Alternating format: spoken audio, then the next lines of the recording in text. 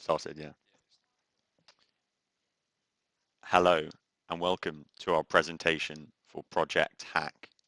Our team name is Driverless Locomotion and we have chosen Challenge 2, the DLR Project Map. This project was set by the Transport for London and the Docklands Light Railway. This is our team. We are made up of data scientists and project managers with varied backgrounds ranging from geography, psychology, data science, information science, and physics. This is the background to the challenge. The TFL would like a visualization for their data. The target audience is the project managers and senior project management teams to understand the dependencies and relationships within their data. There are pain points which our dashboard in Power BI seeks to address. Fundamentally, in a complex program, it is difficult to see the interactions and dependencies between tasks and different projects, spatially and more fundamentally.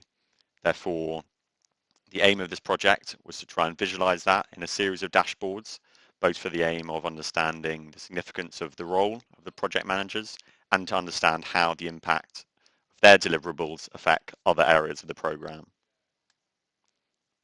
And there is a future scope in this project to automate some elements of it through Power Apps as well. I will now hand over to Dominika to do a guide through of the dashboard.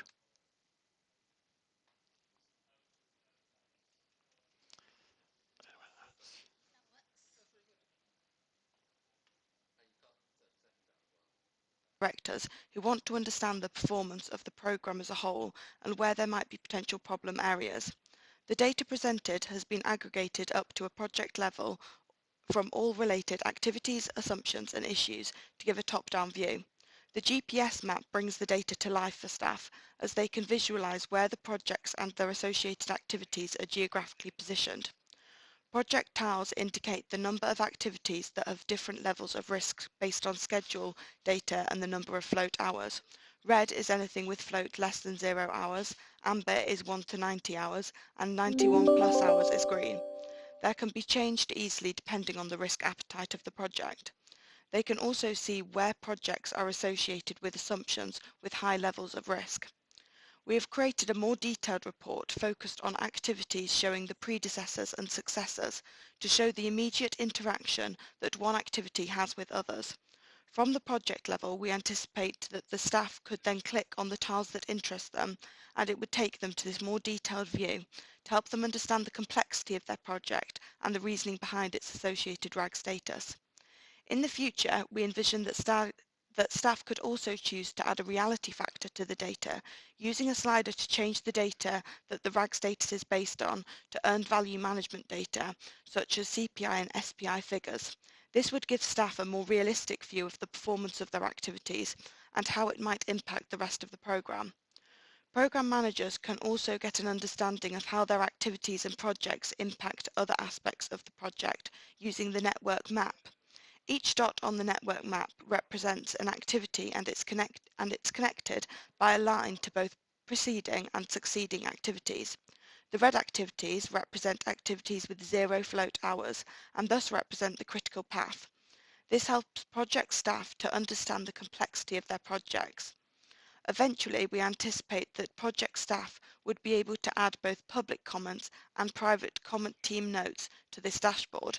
The purpose of this would be to collect qualitative data about the programme performance and its associated risk. It would also increase the engagement of project staff with the data. Judges, question 1. What would you have done with more time? So the bulk of the future work we would spend on how we map the activity predecessor and successor data and extract insight from it. We would also store the data as a graph database and introduce bespoke graph data visualizations with options to highlight different things through node colors, including critical path or float time for activities, new critical paths when delay is added to a specific project, and node GIS locations.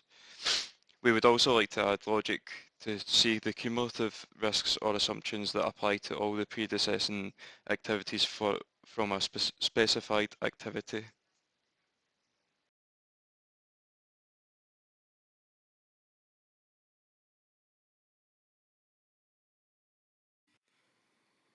Question 2.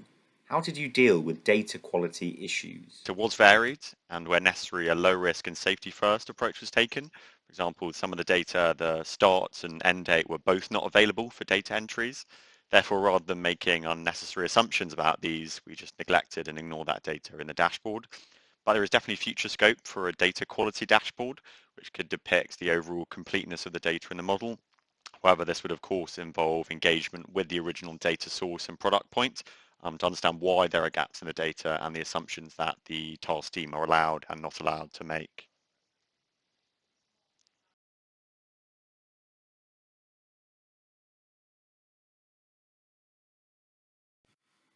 Question 3. How do you see a senior project director using the dashboard, and how have you tailored it to their needs? The dashboard we presented gives a good program overview showing summarized data with key performance and risk indicators. This is aimed at a project director who doesn't want to look at one project in isolation, but rather wants to see where are the problem areas within their project portfolio. The future work we think on this dashboard would include adding trending of some of this data so that they can see where things are going right or wrong compared to the last time they looked. If the problem areas are evident, then we anticipate the project director may use the more detailed views, including the node map, to try and interrogate where the critical path is, so where they should spend most of their time.